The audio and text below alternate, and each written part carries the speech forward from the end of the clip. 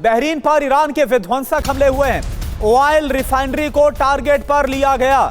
Refinery के ऊपर धुएं का गुबार नजर आ रहा है। पापको रिफाइनरी पर मिसाइल दागी गई, ये देखिए आप।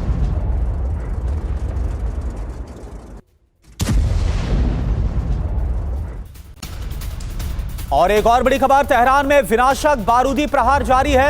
अमेरिका इजराइल ने बमबारी की है। हवाई हमलों के बाद तेहरान में भारी तबाही। एक और बड़ी खबर, जंग के बीच ईरान में विद्रोही गुटों की बगावत।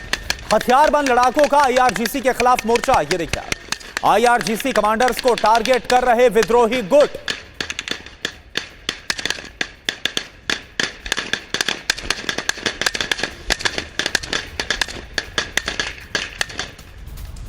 और वहीं इजराइल में हिजबुल्लाह ने बारूदी प्रहार किया है।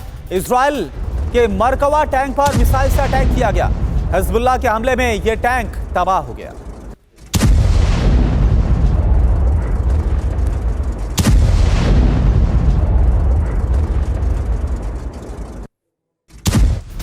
ईरान का मिसाइल प्रहार नाकाम, यह बड़ी खबर है। लॉन्च होने के कुछ ही देर के बाद मिसाइल गिर गई। दुश्मन के ठिकानों पर दागी गई थी मिसाइल।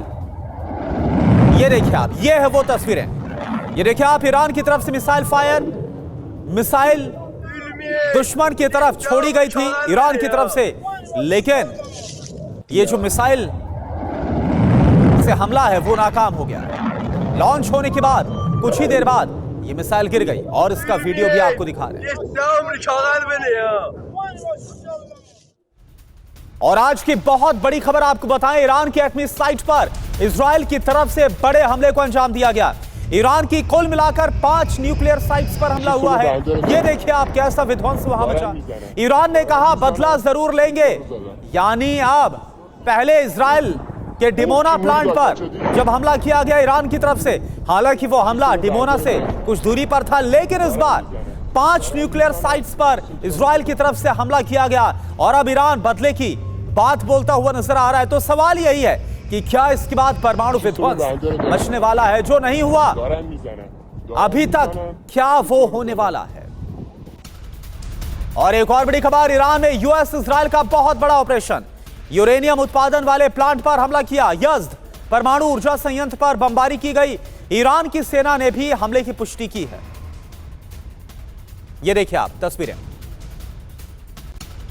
और एक और बड़ी खबर, मध्य ईरान के अराक में इजराइल का हवाई हमला। हैवी वाटर फैक्ट्री पर इजराइल ने बमबारी की है। फैक्ट्री में परमाणु हथियारों के लिए सामग्री बनती थी। आईडीएफ का यह बयान, आईडीएफ ने जारी की है बाकायदा सैटेलाइट तस्वीरें भी हमले की। और एक और बड़ी खबर, यूएस इजराइल की स्ट्राइक के बाद ईरान दहल गया है। तेहरान से इस्फहान तक सिलसिलेवार तरीके से हमलों को अंजाम दिया गया। बमबारी के बाद इस्फहान में धुएं का गुबार, ये देखिए। तेहरान के अलग अलग इलाकों में भयंकर आग लग गई।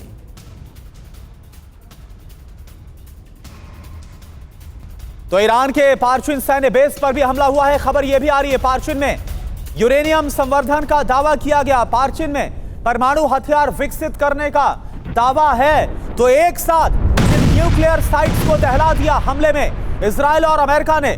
वो एक एक करके नाम हम आपको बता रहे हैं। बुशहर से लेकर यज़्द और पार्चिन, ये वो तमाम नाम है जहां पर इजराइल और अमेरिका की तरफ से बड़े हमलों को अंजाम दिया गया। तो ईरान युद्ध का एटमी टर्न अब साफ नजर आ रहा है। अरब में परमाणु विध्वंस मच जाएगा क्या? बड़ी बात क्या, ईरान के 5 न्यूक्लियर साइट्स पर हमला हुआ। बुशहर न्यूक्लियर प्लांट, अरद कान येलो केक प्लांट, यहां पर हमला हुआ। 28 दिन में तीसरी बार हमला हुआ है। यूरेनियम एनरिचमेंट सेंटर को टारगेट किया गया। रॉकेट का टुकड़ा प्लांट के पास जाकर गिरा है। यहां पर हर साल 50 टन यूरेनियम का उत्पादन होता है। बात करते हैं इस्फहान न्यूक्लियर सिटी की। खोंदाब हैवी वाटर कॉम्प्लेक्स साइट के पास भारी बमबारी। अराक में 40 मेगावाट का हैवी वाटर रिएक्टर है। यूरेनियम संवर्धन, यानी जो यूरेनियम का एनरिचमेंट होता है उसके लिए बहुत अहम है। रिएक्टर में प्लूटोनियम बनाने की क्षमता है। इसके बाद पार्चिन सैन्य बेस, सवाल क्या है, तेहरान से 30 किलोमीटर दूर बड़ा मिलिट्री सेंटर, ईरान के न्यूक्लियर साइट पर हमला क्यों किया गया? परमाणु हथियार विकसित करने का केंद्र, क्या परमाणु तबाही लाना चाहते हैं अमेरिका और इजराइल? यह बड़ा सवाल है। और देखिए एक और जानकारी, तो तबाह हो जाता पूरा अरब अगर वाकई में जिस तरह से हमलों को अंजाम दिया गया, अगर इससे और ज्यादा इन न्यूक्लियर साइट्स को नुकसान पहुंचा। न्यूक्लियर प्लांट को टारगेट करना बहुत बड़ी गलती।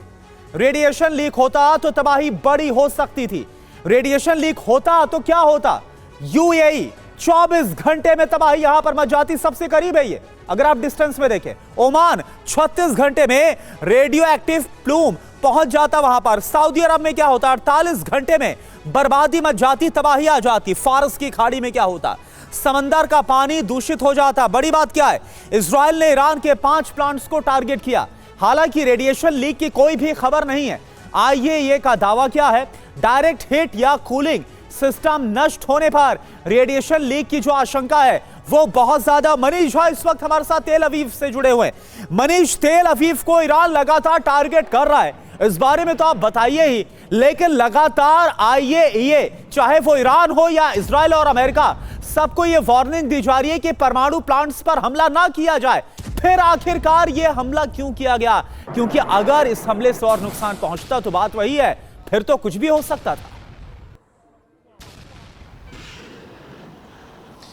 बिल्कुल, देखिए आज 28 मार्च है। 28 फरवरी को ये जंग शुरू हुई थी और तब से लेकर आज तक रोज़ाना इजराइल की तरफ से, जैसा कि आईडीएफ ने कहा है कि 50 से 100 फाइटर जेट रोज़ ईरान जाते हैं, वहाँ पर स्ट्राइक की जा रही है, अलग अलग ठिकानों को स्ट्राइक की जा रही है। आईडीएफ की तरफ से तो कहा यही जा रहा है कि ज़्यादातर ठिकाने मिलिट्री एसेट्स हैं, लेकिन हम सब देख रहे हैं कि किस तरह से यूनिवर्सिटी हो, स्कूल हो, अस्पताल हो, वो सब भी उसके जद में आए। लेकिन सबसे बड़ी चिंता की बात यह है कि जब बुशहर न्यूक्लियर पावर प्लांट पर पिछले 10 दिन के भीतर, सोचिए 10 दिन के भीतर 3 बार एयर स्ट्राइक की गई है उस प्लांट में जहां पर कि रेडिएशन लीक का खतरा बना हुआ है। और इसी डर से ईरान के पड़ोस में कुवैत ने अपने नागरिकों के लिए चेतावनी भी जारी की थी। तो ये एक सामान्य सी घटना नहीं है।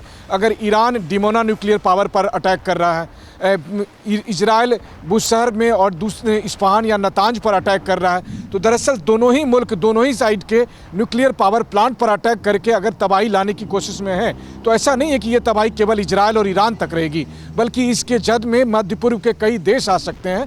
और अब तक जो पूरी मानवता हिरोशिमा और नागासाकी की बात करती थी, अगर इनमें से किसी में भी एक बार डायरेक्ट हिट हो गया और उसकी चपेट में आ गए, तो लोग फिर हिरोशिमा और नागासाकी और चेरनोबिल को भूल जाएंगे। फिर ये शायद मानवता की सबसे बड़ी त्रासदी होगी। अफसोस की बात है कि इसको लेकर कोई बात नहीं कर रहा है, ना यूएनएससी बात कर रहा, ना अमेरिका, इजराइल, ईरान या संबंधित देश इसकी रिस्पॉन्सिबिलिटी ले रहे हैं। अगर ईरान ये कह रहा है कि हमारे यहाँ बुशहर न्यूक्लियर पावर प्लांट पर अटैक हो रहा है, तो ये भी सच है कि ईरान भी इजराइल के डिमोना पावर प्लांट पर अटैक कर रहा है। और अगर इजराइल ये कह रहा है कि हमारे यहाँ निर्दोष लोगों को मारे जा रहे हैं, जैसा कि कल रात में जब अटैक हुए और हम लोगों ने स्पॉट पर जाकर रिपोर्टिंग की, तो ऑफिशियल्स कह रहे थे कि देखिए एक इनोसेंट आदमी मारा गया। तो ईरान में भी तो लोग जो मारे जा रहे हैं उसमें बहुतायत इनोसेंट हैं, वो स्कूल की बच्चियां हो या फिर यूनिवर्सिटी में पढ़ने वाले छात्र हो। तो सवाल यही है कि कौन रोकेगा, और कम से कम 1 महीने बाद कोई इसका जवाब देने की स्थिति में नहीं है। बिल्कुल, और जो देखने को मिल रहा है ब्रिगेडियर विनोद दत्ता सर की आंख के बदले आंख, इस तरह से अभी एक दूसरे पर हमले हो रहे हैं। अगर डिमोना पर हमला किया गया तो इसके बदले में 5-5 न्यूक्लियर साइट्स पर हमला करना, ये कितना ज्यादा गैर जिम्मेदाराना। मैं किसी एक का जिक्र नहीं कर रहा, मैं दोनों तरफ से बात कर रहा हूं, क्योंकि हमले दोनों तरफ से हो रहे हैं। कितना बड़ा खतरा है ये?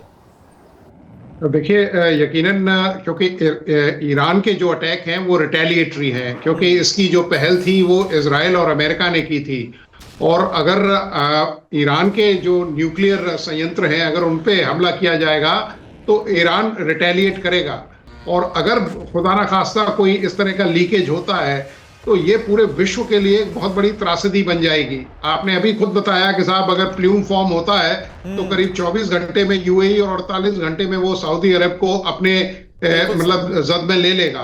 तो अमेरिका को चाहिए कि वो यहाँ थोड़ा सा संयम बरते। इजराइल के ऊपर तो देखिए जुनून सवार है।